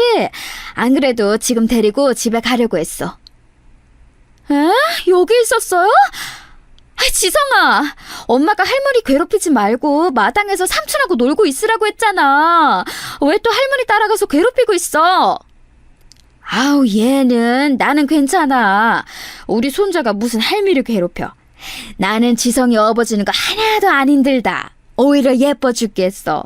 엄마 닮아서 얘 얼굴도 예쁘고 애교도 많고. 저는 결혼하고 바로 다음에 아들을 낳게 되었어요. 공교롭게도 시부모님은 첫 손자까지 아들이라 저를 더 예뻐하셨습니다. 확실히 딸이 귀한 집이었어요. 아무튼 아들은 삼촌들이 많아 하루도 심심한 날이 없었습니다. 제가 막내 시동생을 기저귀도 갈고 직접 업고 시장에 다녔다고 했잖아요. 둘째, 셋째 도련님도 제가 학교에 데려다주고 심지어 학부모 회의도 참석했었어요. 그런 희생에 보답하듯 도련님들은 우리 아들을 잘 챙겨주셨습니다. 지성아, 삼촌이랑 개울가에 가서 물고기 잡을까? 엄마 힘들게 하지 말고 삼촌들이랑 놀러 가자. 형수님, 우리 지성이랑 놀다가 저녁 먹기 전에 들어올게요. 그러면 나야 너무 고맙지. 다들 몸조심히 다치지 말고 안전하게 놀다 와. 특히 지성이도 그렇지만 막내 도련님도 잘 챙기는 거 잊지 말고. 제가 아들을 낳고 시댁의 분위기는 더 좋아졌어요. 그런 분위기 속에 저는 또 임신해서 자식을 낳았는데 둘째도 아들이었습니다. 저는 화목하게 둘째까지 낳고 평생 이렇게 살다 죽을 줄 알았어요. 그런데 정확히 우리 첫째가 6살, 둘째가 4살 때 사건이 발생했어요. 그날은 곧 명절이라 시장에서 잔뜩 재료를 사서 집에 와서 손질하고 있었습니다. 그런데 갑자기 동네 주민 아저씨가 달려서 들어오셨습니다. 대문을 박차고 들어오셔서 너무 깜짝 놀랐는데 아저씨가 하는 말에 저는 너무 놀라 요리하다 그대로 밭으로 달려갔어요. 주미야, 너희 시어머니 지금 쓰러지셨다. 얼른 빨리 와서 이 트럭 타. 지금 병원으로 가자. 시간이 없어. 너무 정신이 없어서 아들들을 챙길 정신도 없이 그대로 트럭을 타고 병원에 가게 되었어요. 병원에 갔더니 시어머니가 쓰러져 계셨습니다. 뇌출혈이에요. 건강이 안 좋으신데 이제 밭일은 그만하셔야 할 것 같아요. 이렇게 계속 일하면 또 쓰러지시고 그러면 진짜 그때는 위험해요. 집에서 많이 돌봐주세요.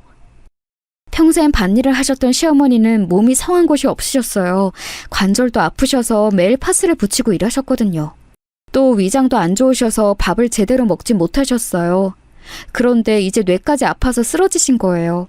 그런 시어머니를 보니 가슴이 아파 하염없이 눈물이 나왔습니다. 어머니 뭐 하세요?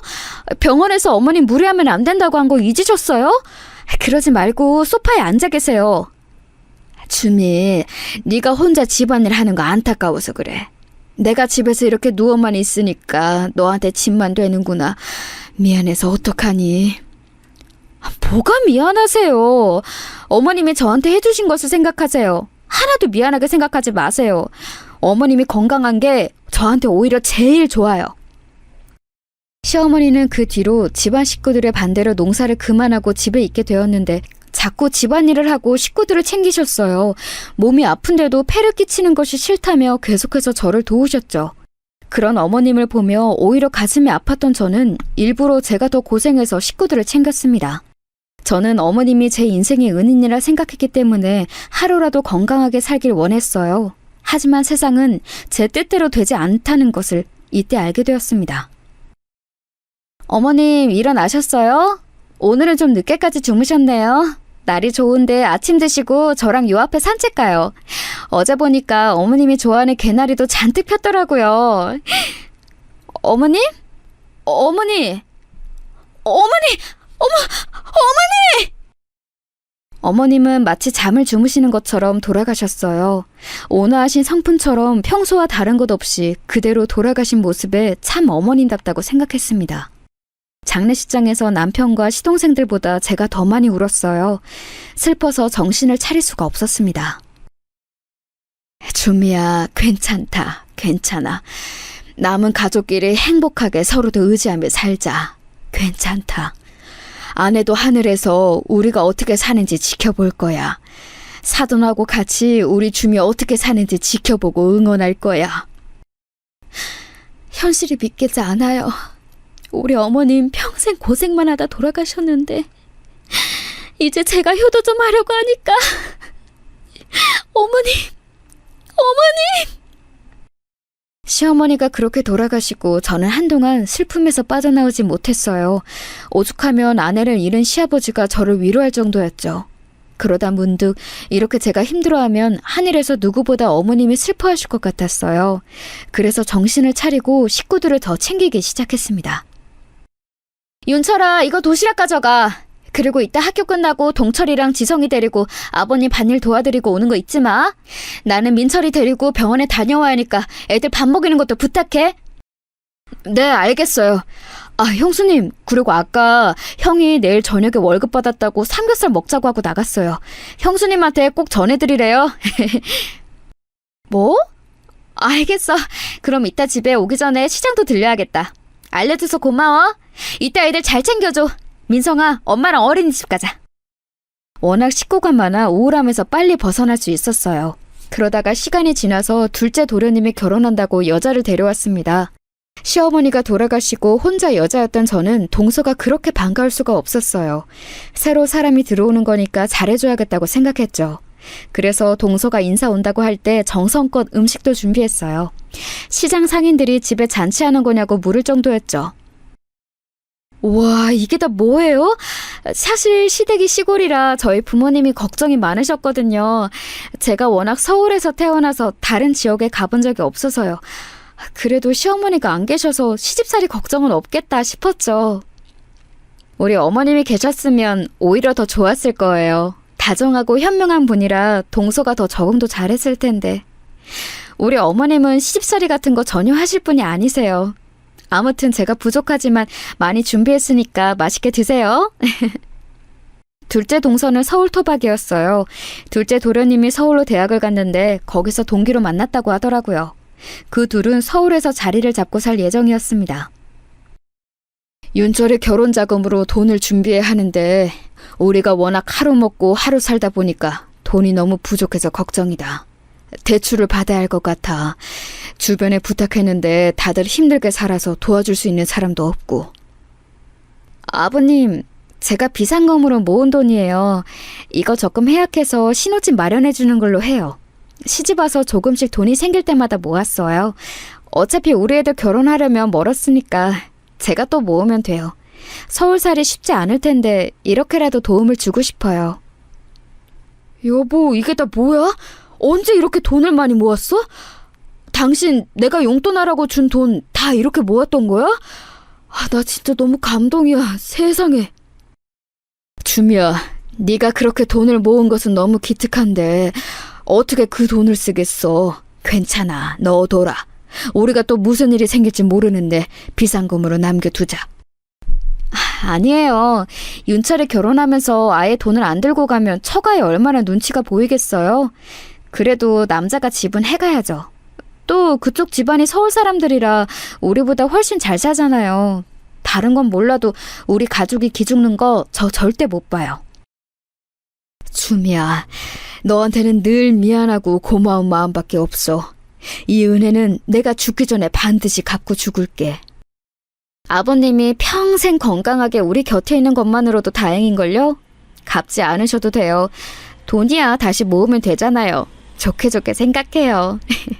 저는 평생 남편과 시부모님이 조금씩 주었던 돈을 모아놓은 통장을 둘째 도련님 결혼할 때 쓰게 되었어요. 전혀 아깝다고 생각하거나 그러지는 않았습니다. 그 당시 저는 그게 당연한 선택이었어요. 실제로 또 제가 대놓고 말은 안 했어도 둘째 동서가 우리 시댁이 가난한 것을 마음에 들어하지 않았거든요. 시아버지 앞에서 티를 내지는 않았는데 저와 둘이 있으면 자꾸 흉을 보고는 했습니다. 형님도 원래 여기 사람이라고 하셨죠?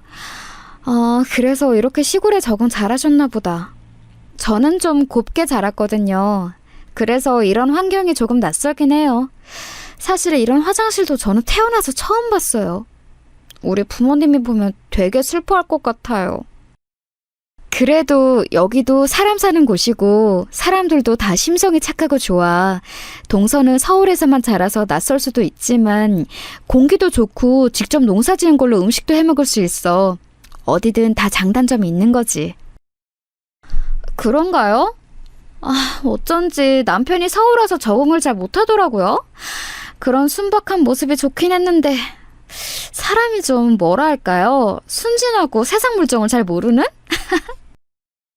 심지어 둘째 시동생을 제 앞에서 장난식으로 흉까지 보는데 마냥 듣기 좋은 소리는 아니었어요.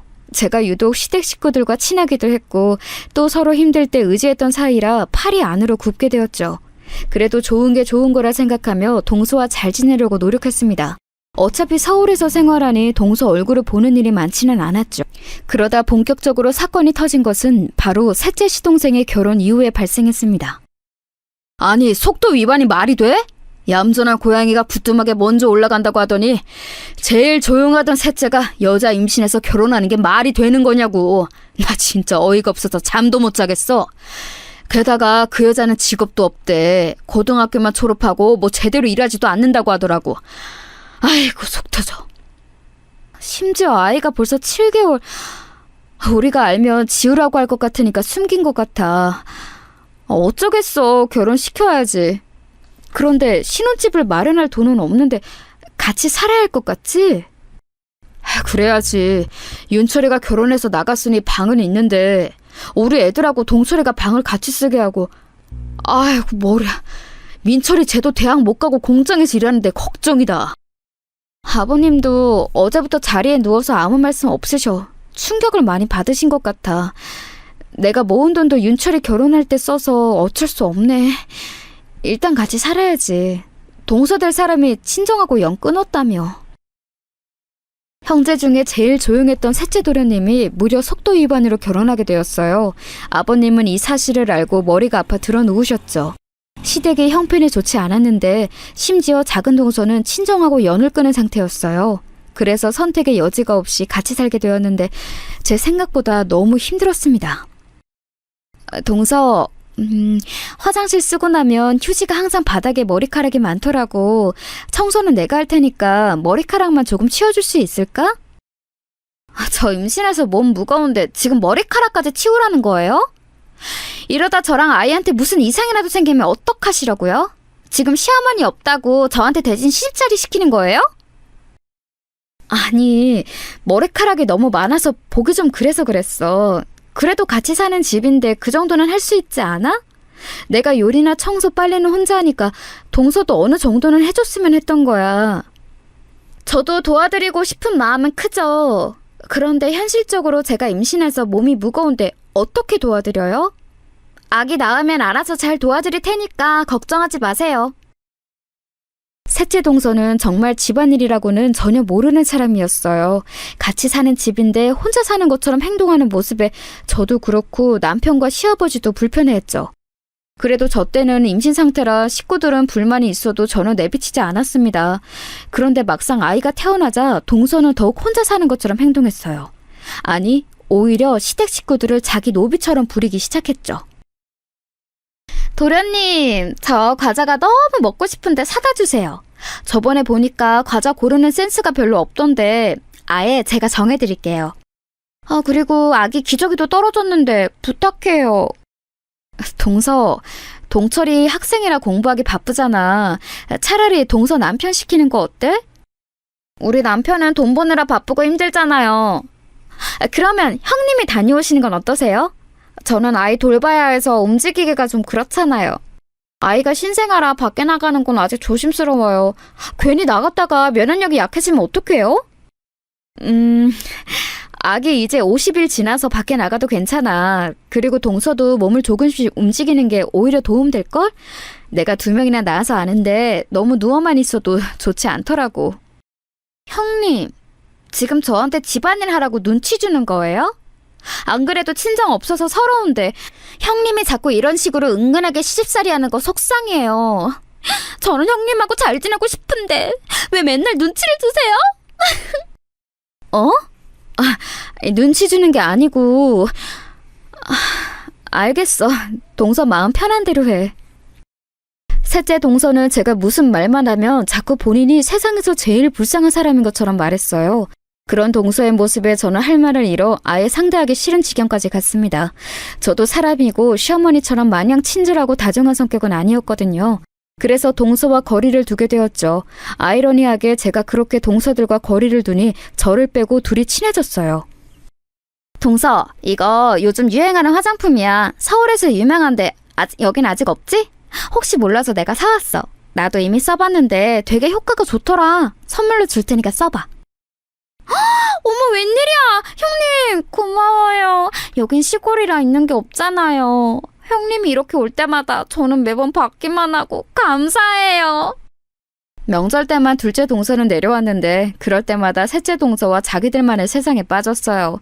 처음에는 소외감을 느끼기도 했는데 시간이 지나며 그냥 해탈했습니다. 굳이 저기에 끼고 싶지 않았거든요. 제가 그 둘과 친하게 지내지 않으니 동서들은 보란듯이 더 가깝게 지냈습니다. 심지어 저는 제 뒷담도 직접 듣게 되었어요. 듣는데 손이 떨려서 겨우 심호흡을 하기도 했습니다. 시어머니 안 계시다길래 저는 처음에 되게 다행이라고 생각했거든요.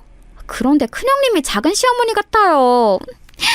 저도 집안일을 한다고 하는데 큰형님 마음에 들지 않나 봐요. 눈치 보기 바쁘다니까요. 나도 처음 결혼했을 때 되게 놀랐어. 여기는 무슨 형님 말이 곧 법이더라?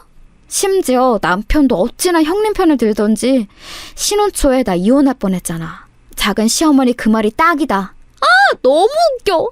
동서랑은 말이 통해서 좋아. 내가 얼마나 그동안 답답했는데.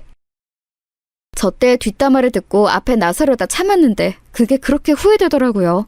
하지만 저도 참고만 있던 것은 아니에요. 바로 이어서 사건이 또 터지게 되었어요. 바로 시아버지가 몸이 좋지 않아 건강검진을 받았더니 무려 위암이었어요. 다행히 생명이 위독한 말기는 아니고 초기였습니다. 하지만 꾸준히 검사도 받아야 했고 항암치료도 해야 하는 상황이었어요. 우리가 살던 곳이 시골이라 시아버지를 서울로 모시고 가야 했죠.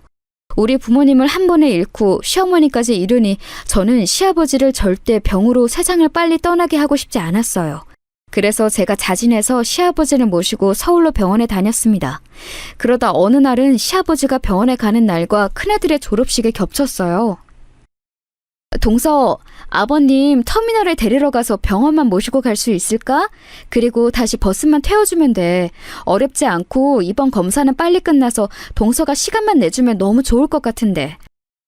어머, 형님, 저 바쁜 사람이에요. 이렇게 갑자기 부탁하시면 안 돼요. 시골에 사람 많지 않아요? 그리고 졸업식이야 뭐 요즘은 안 가도 되지 않나? 동서, 내가 진짜 이제껏 아무 말도 안 했는데 너무한다. 동서가 사는 그 신혼집도 내가 모은 돈으로 들어간 거야. 동서도 받을 만큼 받아놓고 아픈 시아버지 모른 척하는 거 너무하다고 생각하지 않아? 지금 눈치 주는 거예요? 너 돈 받았으니까 돈 갚아라 이거잖아요 지금. 애들 키우는 것도 힘든데 형님까지 왜 이러세요? 그리고 돈 얘기하면 끝도 없어요. 누가 보면 강남 한복판에 있는 아파트 사준 줄 알겠어요. 동서! 말이 심해. 그냥 아예 시댁에서 지원이 없던 것은 아니니까 인간의 도리를 하라는 거잖아. 내가 시아버지 모시고 가면서 동서한테 언제 이렇게 부탁한 적 있어? 병원에 모시고 가기 좋은 위치여도 한 번도 동서한테 연락한 적 없잖아. 그리고 아버님 병원비도 나랑 남편이 다 부담하고 있는데 어쩜 동서들은 그렇게 예의가 없어? 저도 모르게 화가 나서 전화로 쏘아부었어요. 제가 거실에서 통화로 둘째 동서에게 화를 내는 것을 듣고 셋째 동서가 슬며시 방에서 나오더라고요. 아마 화를 내느라 목소리가 워낙 커서 다 들었을 거예요. 둘째 동서에게 할 말을 다 하고 끊으니 셋째 동서가 저에게 말을 걸었습니다. 마침 잘 됐다 싶었어요. 형님, 무슨 문제 있으세요? 지금 우리 아기 낮잠 자는데 형님 목소리 때문에 깼어요. 큰일 생기신 거예요? 동서도 진짜 너무한다. 아버님 아프신 거 뻔히 알면서 어떻게 한 번을 자기가 모시고 가겠다고 말을 안 해? 그럼 집에서 집안일이라도 열심히 하던가. 혼자 사는 집 아니잖아. 언제까지 그렇게 이기적으로 굴 거야? 어머, 왜 갑자기 저한테 화풀이 하세요? 저는 지금 가만히 있다 방에서 나왔는데 왜 형님 화난 걸 저한테 푸세요? 저 너무 당황스러워요.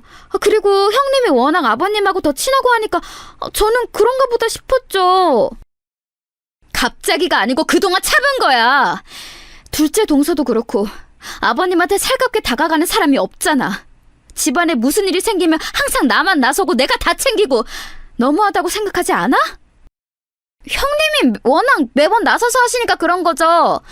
그러면 다음엔 제가 아버님 모시고 서울 다녀올게요. 됐죠? 제가 하면 되잖아요. 이게 뭐라고 저한테 그렇게 화내시는 거예요? 참고 참았던 제가 화를 내자 셋째 동서는 본인이 아버님을 모시고 서울에 가겠다고 하더라고요. 그래서 다음 순서가 되었을 때 정말 셋째 동서에게 아버님을 맡겼어요. 내심 걱정했는데 아니나 다를까 아버님이 그날 밤에 저를 따로 부르더니 조용히 말씀하셨습니다. 주미야, 앞으로 나 혼자 다닐게. 주미 그동안 고생했다. 셋째 며느리랑 같이 갔는데 계속 옆에서 뭐라 하니까 내가 눈치가 보여. 네 험담도 그렇게 하더라. 아휴, 내가 너무 민폐를 끼친 것 같아서 미안하다. 길도 외웠으니 이제 진짜 혼자 다닐 수 있어. 시아버지의 말을 듣고 속상해서 얼마나 울었는지 몰라요. 제가 괜히 동서들과 기싸움을 하다 시아버지를 불편하게 한 것 같아 죄송했죠. 그래서 그 뒤로는 제가 모시고 다녔습니다. 그리고 똥이 무서워서 피하는 게 아니잖아요. 그냥 동서들과 저는 결이 맞지 않다고 생각하고 거리를 두게 되었어요. 제가 그렇게 거리를 두니 둘은 전보다 훨씬 가까워졌죠. 동서, 서울 오면 우리 집에서 자고 가. 그리고 지수 데리고 놀이공원도 가자. 우리 집에서 되게 가깝거든. 온 김에 서울 구경도 하고 좋잖아? 애들한테도 큰 물을 보여줘야 나중에 도움돼. 어머, 형님 진짜요? 저야 그럼 너무 감사하죠. 웬일이야. 지수가 안 그래도 맨날 놀이공원 가고 싶다고 노래를 불렀거든요. 진짜 다행이다. 그럼 우리 날짜 잡을까요? 세상에. 일부러 제 앞에서 저렇게 소외시키며 대화해도 저는 최대한 무시했어요. 괜히 저기에 끼면 지는 느낌이 들더라고요. 이런 상태가 지속되고 있었는데 그래도 하늘이 무너져도 살아남을 방법이 있다고 하죠. 인생이 고난만 가득한 것은 아니잖아요. 축하합니다. 며느리님이 그동안 고생 너무 많으셨어요. 이렇게 완치하다니 진심으로 축하드려요. 어르신, 이제 고생 끝입니다. 서울까지 지방에서 오느라 체력적으로 힘드셨을 텐데 정말 축하드립니다. 감사합니다. 주미야, 네가 제일 고생 많았다. 나 데리고 다니느라 고생했어. 내가 너한테는 진짜 고맙고 미안하다는 말밖에 할 말이 없구나. 웬일이야 선생님. 그동안 감사했습니다. 아버님도 너무 고생 많으셨어요. 우리 이제 걱정 없이 꽃길만 걷도록 해요. 너무 기뻐서 눈물이 나올 것 같아요. 한번 이렇게 크게 아프고 나니까 가족의 소중함을 알게 되었어. 하늘로 간 아내를 뒤따라가는 줄 알았는데 얼마나 다행인지 몰라. 마침 보험금도 많이 있으니 이걸로 우리 가족끼리 단합해서 여행을 가는 거 어떠니? 내가 내륙 시골에 살아서 제주도를 한 번도 안 가봤잖아. 제주도를 죽기 전에 몸이 이렇게 멀쩡할 때 가보고 싶구나. 제주도요? 아버님, 저도 제주도 한 번도 안 가봤어요. 그럼 제가 남편에게 말해서 추진해 볼게요. 다들 시간 맞추기가 힘들 텐데 그래도 아버님 완쾌 기념으로 시간을 어떻게든 내야죠. 시아버지가 드디어 암을 완치하게 되었어요. 그러면서 시아버지는 가족끼리 다 같이 여행을 가길 원하셨습니다. 언제 또 이런 기회가 올지 모르니 남편이 나서서 동생들에게 시간을 내라고 말했어요. 그런데 한 가지 문제가 있었어요. 바로 제가 비행기를 탈 생각을 하니 머리가 아프기 시작했던 거예요. 한 번도 타본 적이 없어 두려움이 가득했죠. 심지어 비행기를 탈 생각을 하니 악몽까지 꾸게 되었어요. 그 모습을 보고 남편은 제 상태가 걱정된다고 하며 배를 타고 가는 것을 제안했어요. 그런 남편에게 너무 고마웠습니다. 아유, 우리 주미가 비행기가 무섭다면 당연히 배를 타고 가야지. 주미야, 너 편한 대로 하고 싶은 거 다 결정해라. 이번 여행은 우리 주미의 의견이 최우선이야. 그동안 나 데리고 서울까지 왕복하느라 고생했어. 시아버지는 흔쾌히 그러자고 대답했고 결국 우리의 가족여행은 배를 타고 제주도를 가게 되었습니다. 비행기를 탈 생각엔 두려움이 가득했는데 배를 타고 갈 생각을 하니 저도 여행의 설렘을 느끼기 시작했어요. 저도 20살에 시집와서 한평생을 시댁에서 살며 제대로 된 여행을 가본 적이 없었거든요. 주미야, 그렇게 신나? 나 자기가 그렇게 신이 난 모습은 처음 보는 것 같아. 당신 요즘 얼굴이 말 그대로 폈어. 당신 기뻐하는 거 보면 내가 왜 더 빨리 여행을 가지 않았을까 싶어. 너무 미안해. 앞으로는 우리 열심히 다니자. 알겠지? 그동안 고생 많았어. 그냥 우리 마을이나 서울이 아니고 다른 곳에 간다는 게 너무 행복해. 그리고 또 우리 가족이 다 같이 가는 거잖아. 이번 기회에 동서들하고 친해지려고. 내가 연장자니까 먼저 다가갈 거야. 미워도 같은 가족이니까. 뭐? 그 생각까지 한 거야? 그래, 우리 같은 가족이니까 서로 잘 지내면 좋잖아. 당신이 그렇게 생각했다니 내가 다 기쁘다. 나는 당신이 그렇게 생각할 줄 몰랐어. 동서들과 사이가 좋지 않은 것을 남편은 어느 정도 알고 있었어요. 자세히는 제가 굳이 말하지 않았는데 아무래도 티가 났겠죠. 그동안 시아버지 병간호를 하느라 가족들끼리 교류가 많지 않았거든요. 이번 여행을 빌미로 서로 속 터놓고 친하게 지내는 것을 원했습니다. 그게 저 혼자만의 생각이라는 것인 줄은 꿈에도 몰랐어요. 알았다면 절대 여행을 가지 않았을 거예요. 여행을 가기 전날 너무 설레서 잠도 제대로 자지 못했어요. 배에 타서 저는 멀미가 심해 멀미약을 먹고 잠깐 잠들었다 깨니 남편도 자고 있더라고요. 시아버지를 보니까 시아버지도 자고 계시길래 밖으로 잠깐 나갔습니다. 동서들이 의외로 깨어있길래 다가가려 했는데 둘은 저를 보고도 아는 척을 하지 않더라고요. 저번에 싸운 이후로 아직 어색함이 남아있어서 그런가 보다 생각하고 혼자 바다를 보고 있었습니다. 괜히 바다를 보니까 시어머니 생각이 그렇게 나더라고요. 주미야, 나는 살면서 바다를 내 눈으로 본 적이 없어. 그래서 바다를 보는 게 내 꿈이었어. 꿈이 참 소박하지? 다음 생에는 바다 앞에 있는 집에서 살고 싶어. 시어머니가 같이 왔으면 얼마나 좋았을까 생각도 들고 괜히 마음이 짠해졌어요. 우리 어머니가 계셨으면 동서들하고 틀어지지도 않았을 것 같았죠. 돌아가신 부모님도 생각나고 바다를 보며 사색에 잠겨 있었는데 등 뒤에서 동서들의 목소리가 들렸어요. 무시하려고 했는데 아예 저보고 들으라고 하는 소리처럼 크게 말해서 무시할 수가 없었습니다. 내가 진짜 주변에 창피해서 말을 못했어. 제주도를 비행기도 아니고 배를 타고 가는 게 말이 돼? 심지어 우리 친정 부모님이 나한테 배 타고 가는 거 맞냐고 계속 물어보더라. 우리 애들은 비행기 탄다고 신났다가 실망해서 난리가 아니었어. 이게 다 짠순이 큰형님 덕분이죠. 뭐 비행기 공포증? 아니, 비행기를 타봤어야 공포증이 있는지 알죠. 딱 봐도 그냥 비행기로 가면 더 비싸니까 배를 타고 가자고 한 거잖아요.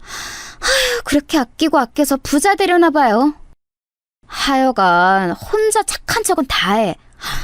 너무 얄밉지 않아? 본인만 정의롭고 생각 많고 착한 며느리고 우리는 그냥 철없는 며느리잖아. 아까도 시아버지가 싸고 도는 거 봤지? 멀미약 먹었냐고 손 꼭 붙잡고 물어보더라. 아휴. 대놓고 저를 욕하는 걸 가만히 듣고 있을 수는 없었어요. 저는 나름대로 친해지고 싶은 마음이 커서 남편에게 제가 다가가겠다고 말한 상태였는데 동서들은 그런 저를 들으라는 듯 욕하니 속상함이 너무 컸습니다. 그런데 그 뒤에 나온 말은 더 충격이었어요. 아휴, 지금 술을 마셔서 그런가? 왜 평소보다 훨씬 얄밉죠? 그리고 우리 남편도 큰형님 말에 꼼짝을 못하더라고요. 집에서도 무슨 자기 엄마인 것처럼 대하고. 나도 저번에 남편하고 싸웠잖아. 우리는 평소에는 사이가 진짜 좋거든? 근데 꼭 형님 얘기가 나오면 싸워. 우리 남편도 형님 말이라면 무슨 법처럼 따르잖아. 도대체 어떻게 구워 삶은 거야? 너무 얄미워요. 큰형님 여기서 밀어버리면 좋겠죠? 농담이에요. 농담이야? 난 아닌데? 나는 진지하게 알아들었는데? 둘이 무려 저를 바다에 밀어버린다고 깔깔거리는 모습에 저는 온몸이 굳어버렸어요. 저런 사람인들인 줄도 모르고 저는 지금이라도 어긋난 관계를 돌리려고 했던 거죠. 순간 이제껏 제가 시댁에 희생했던 게 물거품이 된 느낌이 들었습니다. 그러면서 사는 게 무슨 의미가 있나 싶었어요. 마침 돌아가신 시어머니와 우리 부모님을 생각하던 중이기도 했고요. 동서들, 진짜 너무한다. 내가 다가가려고 해도 틈을 전혀 주지 않네? 내가 도대체 뭘 그렇게 잘못했어? 나는 그냥 동서들이랑 잘 지내고 싶었던 건데 내 마음이 전혀 통하지 않았던 거구나.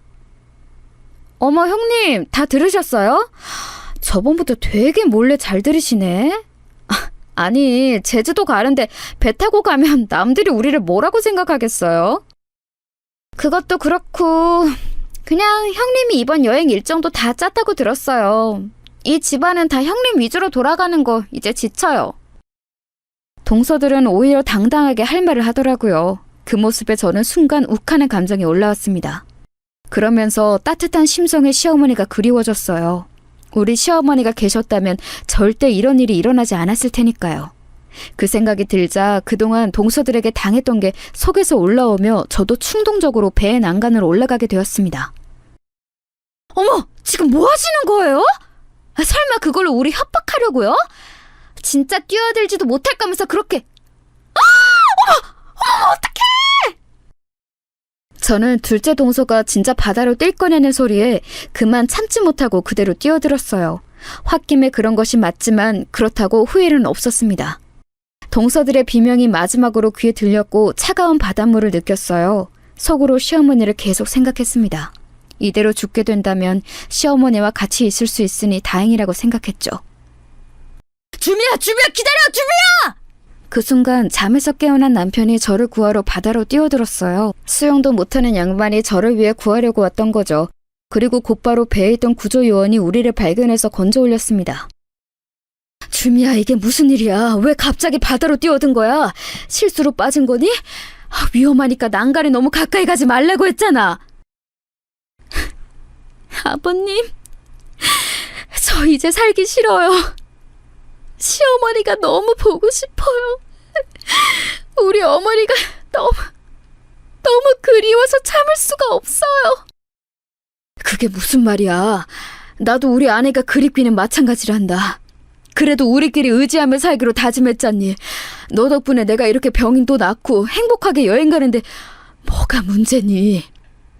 동서들이요. 저도 이제 못 참아요. 그동안 제가 동서들이 아무리 둘이 편먹고 저를 따돌렸어도 참았는데 저를 밀어버린다길래?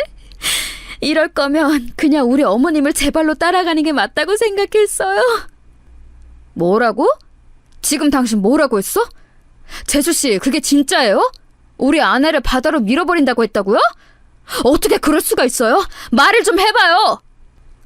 아니, 그게 동서가 장난으로 그런 거예요. 동서 말해봐. 아까 형님한테 동서가 밀어버린다고 했잖아. 어머, 무슨 형님은 제 탓을 하세요? 오히려 형님이 매번 큰형님 욕하고 그러셨잖아요. 아까도 가만히 있는 저 불러내서 큰형님 욕하셨으면서. 도대체 왜 형수님을 못 잡아고 안달이야? 우리 형제들한테 형수님이 무슨 의미인지 알아? 평생 우리 집안을 위해 노력한 분인데 고마워하지는 못할 망정. 당신 정말 이럴 거야? 그래, 아니, 도대체 큰형님이 무슨 잘못을 했다고 밀어버린다고 해? 나는 원수한테도 그런 말은 못해. 제 편을 드는 식구들을 보니 서러움이 한꺼번에 몰려왔어요. 그래서 울면서 그동안 있었던 일을 다 말하기 시작했죠. 특히 시아버지 병간호에 관해 말하니 형제들은 흥분을 감추지 못했습니다. 당신, 그게 진짜야? 우리 아버지 올라온다고 했을 때 그렇게 단칼에 거절했어? 그러고도 당신이 사람이야? 내가 그동안 월급 받아서 처가에 가져다 준 게 얼만데? 이럴 거면 이혼해. 나도 소름 돋아서 같이 못 살겠어. 이런 사람하고 어떻게 평생을 같이 살아? 시동생들은 당연히 난리가 나기 시작했죠. 그런데 정말 놀라웠던 것은 바로 시아버지의 반응이었습니다. 내가 우리 주미에게 할 말이 없구나. 주미야, 제주도에 가서 정식으로 말하려고 했는데 상황이 이렇게 됐으니 말한다.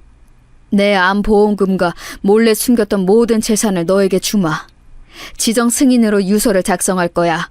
주미 아니면 받을 수 없게 하겠어. 그 말에 동서들은 표정이 단번에 일그러졌어요. 그 뒤로 제주도에 가서 여행할 기분이 아니라 그대로 돌아오게 되었습니다. 그리고 시댁에 모여 얘기하는데 저는 끼고 싶지 않더라고요. 나중에 남편에게 들으니 시동생들은 화가 나서 진짜 이혼 얘기를 꺼냈다고 해요. 형님, 제가 죄송해요. 앞으로 절대 형님 욕 안 할게요. 한 번만 용서해 주세요. 제발요. 저 이혼하면 갈 곳이 없어요. 저는 친정도 없어서 기댈 곳이 없어요. 죄송해요. 동서들은 이혼 위기에 처하자 저를 찾아와 빌기 시작했습니다.